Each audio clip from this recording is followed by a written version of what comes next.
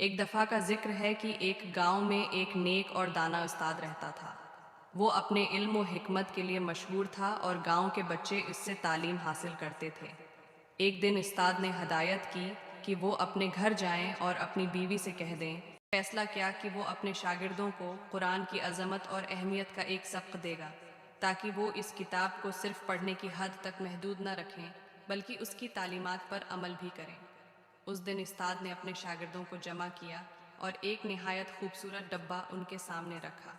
ڈبہ سنہری رنگ کا تھا اور اس پر جواہرات جڑے ہوئے تھے۔ شاگرد حیران ہوئے اور اس ڈبے کی طرف دیکھنے لگے۔ استاد نے کہا، اس ڈبے کے اندر ایک نہایت قیمتی خزانہ ہے۔ جو اس خزانے کی اصل قدر سمجھے گا وہی اسے حاصل کرے گا۔ شاگردوں میں جوش و خروش پیدا ہوا اور ہر ایک سوچنے لگا کہ اس میں کیا ہو سکتا ہے۔ استاد نے آہستہ سے ڈبہ کھولا تو اس کے اندر ایک پرانی کتاب رکھی ہوئی تھی۔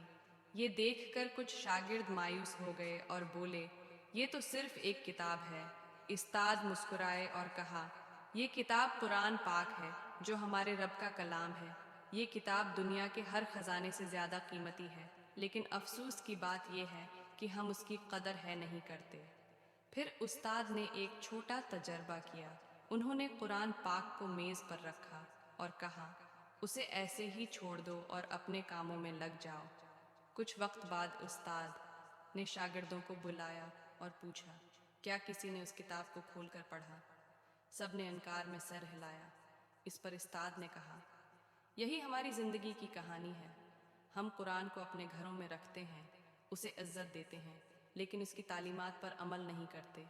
اگر ہم اس کتاب کو اپنی زندگی کا رہنما بنائیں تو یہی ہمارا سب سے بڑا خزانہ ہوگا۔ شاگردوں پر یہ بات گہرا اثر ڈال گئی۔